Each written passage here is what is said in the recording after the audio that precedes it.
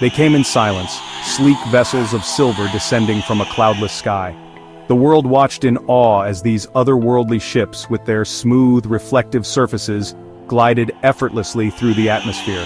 It was a sight unlike any other, a moment that would be etched into the collective memory of humanity. The Ithrin, they called themselves, their arrival heralded as the dawn of a new era. They descended from their ships with an air of grace and authority, their presence commanding attention and respect. The world held its breath, waiting to see what these enigmatic visitors would bring. They promised knowledge, advancement, a partnership for the betterment of humankind. Their words were like a balm to a world weary of conflict and strife. They spoke of technologies that could cure diseases, end hunger, and bring about a new age of prosperity. We, in our naivete, believed them. We saw in them the answers to our prayers, the solutions to our most pressing problems. The hope they inspired was palpable, a tangible force that swept across the globe. They were nothing like the monsters of our fiction, no gnashing teeth or lust for conquest. Instead, they were serene, almost angelic in their demeanor. Their interactions with us were marked by a gentleness that belied their advanced capabilities. They were beautiful, ethereal beings with skin like polished marble and eyes like liquid gold. Their appearance was mesmerizing, a perfect blend of the familiar and the alien. It was easy to be captivated by their otherworldly charm. They spoke of harmony, of shared destiny, and we, blinded by their splendor, welcomed them with open arms. We saw in them the potential for a brighter future, a chance to transcend our limitations and reach new heights.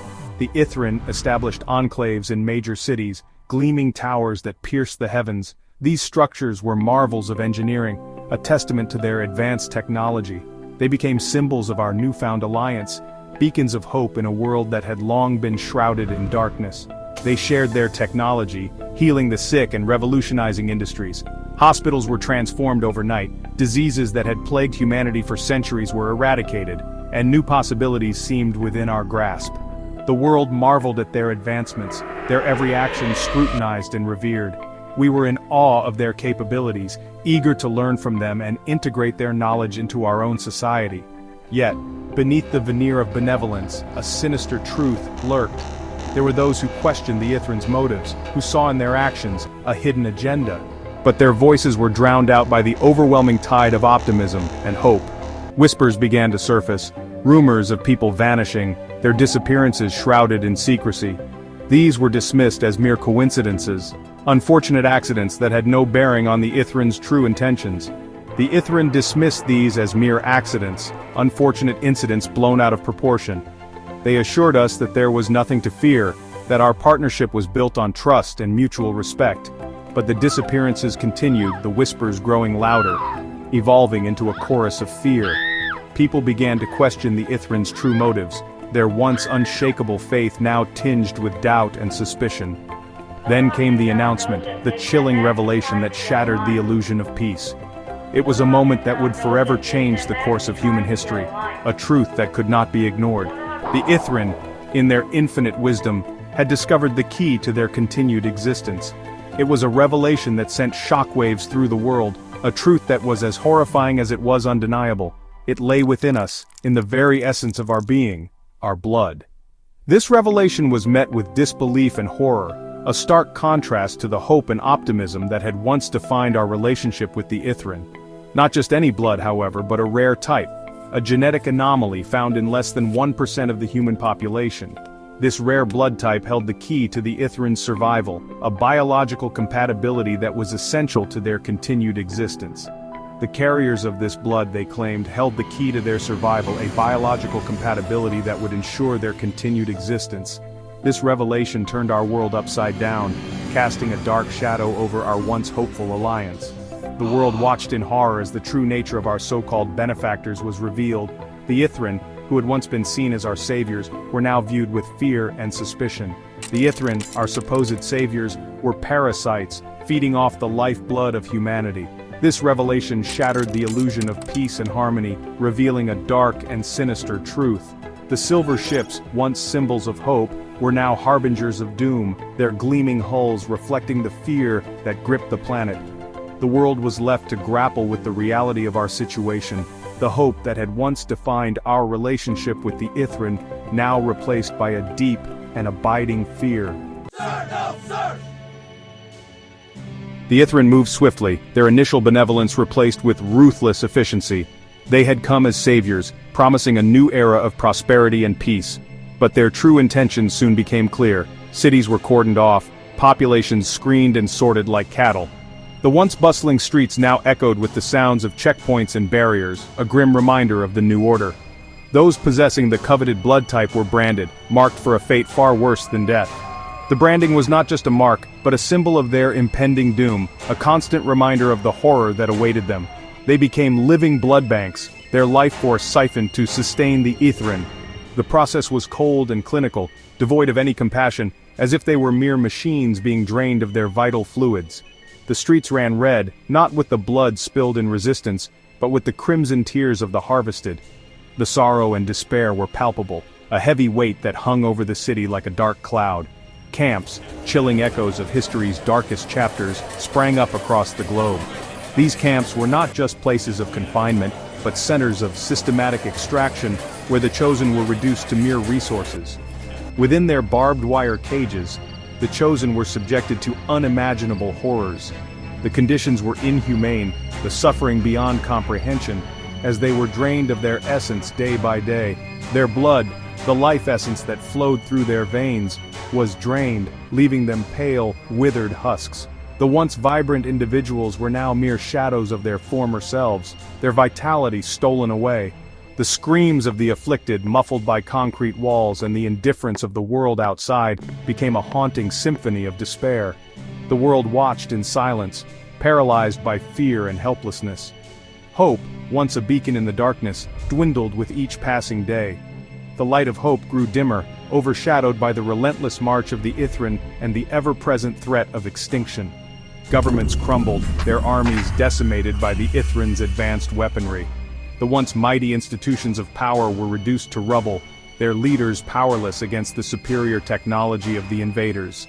The resistance, fragmented and disorganized, fought back with the desperation of the damned. They were a ragtag group, united by their shared suffering and a burning desire for freedom, but their efforts seemed futile against the might of the Ithrin. They were outmatched, outgunned, their bravery a flickering candle in the face of a hurricane. Yet, their spirit remained unbroken, their determination unwavering, as they fought for a future that seemed increasingly out of reach. Yet, they fought on, clinging to the belief that even in the darkest night, a single star could ignite a revolution. This belief was their guiding light, a beacon of hope that kept them going despite the overwhelming odds. The world had become a hunting ground, the air thick with fear and the stench of desperation. People hid in the shadows, their lives reduced to a constant state of terror as they tried to evade the ever-watchful eyes of the Ithrin. The Ithrin, their faces now twisted into masks of cold indifference, stalked the land, their eyes glowing with an insatiable hunger.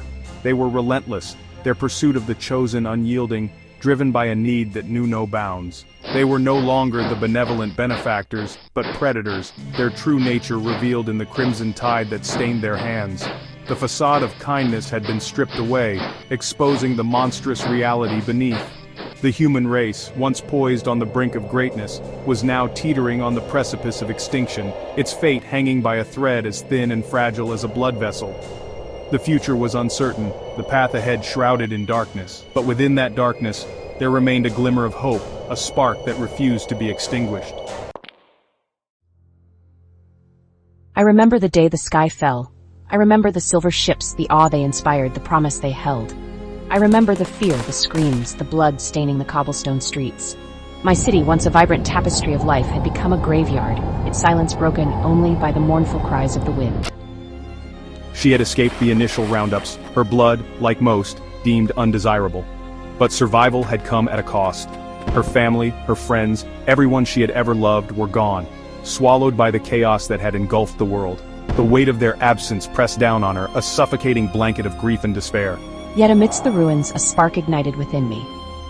A spark of defiance, fueled by the memory of those I had lost. I would not let their sacrifice be in vain.